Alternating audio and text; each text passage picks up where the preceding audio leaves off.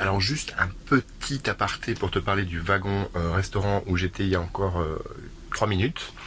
Je viens de manger des carbonara, c'était très très bon. Il y avait des cuisses de grenouille, il y avait du steak de kangourou et il y avait des plats comme ça, tu te dis mais qu'est-ce que ça fout là. Bref, en tout cas c'était très bon, le service était vraiment génial. Le service était polonais, c'était un wagon restaurant polonais. En fait, ils changent le wagon restaurant à Brest-Litovsk. Vous savez qu'ils changent aussi l'écartement des rails. On a des matelas confortables. C'est un vrai lit. Et ça, c'est plutôt cool.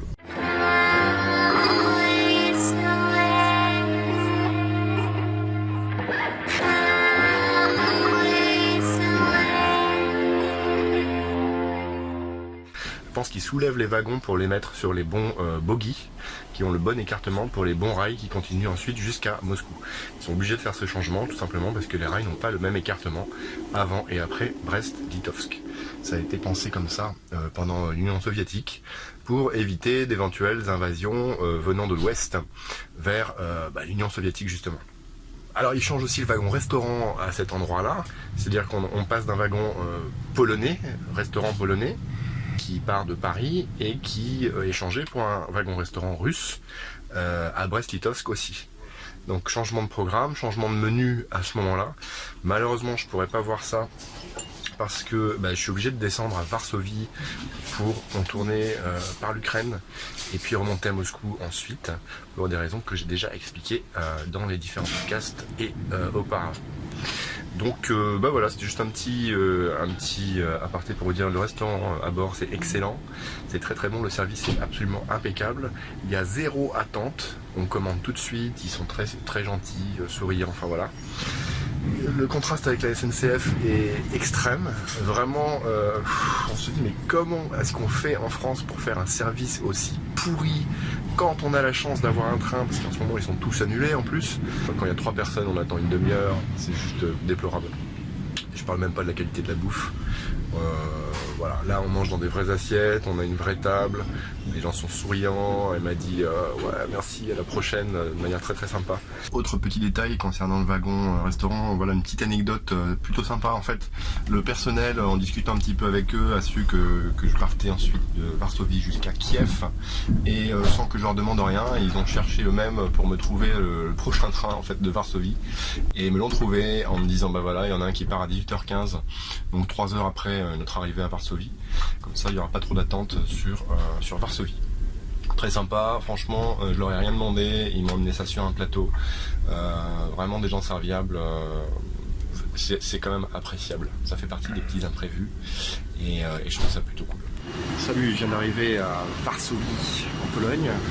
Donc c'est ici que je vais quitter mon train russe qui est juste derrière. Je vais maintenant prendre un autre billet, je ne sais pas encore où je dors ce soir. Donc je vais aller me renseigner maintenant. Et l'idée c'est de parler plutôt en anglais parce qu'en Pologne on n'aime pas trop les Russes.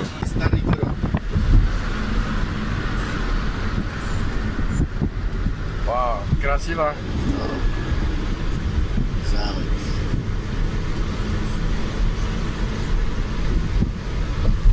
Wow. Это gościu akademicki dla studentów. Ah non, non, non. Hey, salut. Je suis à Varsovie pour 2 jours. Pourquoi 2 jours? Parce que mon prochain train pour Kiev part dimanche. Il y en avait un aujourd'hui, il y en avait un demain, mais ils sont tous pris plein à craquer. La bonne nouvelle, c'est que le ticket coûte à peu près 50 € pour aller à Kiev. 50 € pour un 16 heures de train à peu près. Donc c'est vraiment pas cher. Et de Kiev à Moscou ensuite, il y en a à nouveau pour une trentaine, quarantaine d'euros maximum. Voilà. Donc on va le faire tranquillement. Donc là je suis à Varsovie, tu vois derrière moi une rue illuminée avec les décorations des fêtes. Et je suis à peu près à la moitié du chemin. La moitié du chemin, ça fait, j'ai même pas regardé en kilomètres, mais ça fait 20 heures de train depuis Paris à peu près à 2 heures près. 20 heures de train, ça s'est très très bien passé, je suis content. Un tout petit regret parce que j'ai pas pu voir le changement des wagons. qui se fait à Brest-Litovsk. Par contre, ça peut se faire au retour. Alors, je sais pas si je vais le faire cette fois à la fin de mon périple ou pas. Mais une autre fois, la dame de wagon, on a parlé un petit peu, on a sympathisé avec elle. On a parlé plusieurs fois pendant le trajet, les 20 heures, on a le temps. Hein. Et elle me disait que le retour de Moscou à Paris était beaucoup plus simple pour les étrangers. Parce qu'il n'y a pas le problème de frontières et de douane qui n'est plus opérationnel passer la Biélorussie quand on entre par la frontière biélorusse en Russie. Donc si vous voulez prendre ce fameux train des Tsars Paris-Moscou, c'est pas possible sauf si vous arrêtez en Pologne. Par contre Moscou-Paris c'est complètement faisable. Regardez, c'est joli. Ouais. Moscou-Paris c'est complètement faisable, il n'y a pas de problème de visa ou quoi que ce soit. En fait, à bord du train, vous pouvez prendre le visa biélorusse pour 60 € une fois que vous y êtes, hein, c'est pas un souci. Et ça peut vous faire un beau trajet en train de 38 heures à peu près.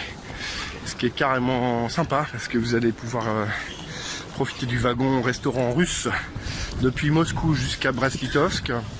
Vous allez vous faire transporter de wagons sur les autres rails, les rails européens à Brest-Litovsk. Il y a un changement de bogie. Ça veut dire qu'il y a littéralement une grue qui transporte les wagons un par un sur les bons bogies, donc les bonnes roues, qui sont aux bons écartements pour les rails européens. Parce que l'écartement des rails n'est pas le même entre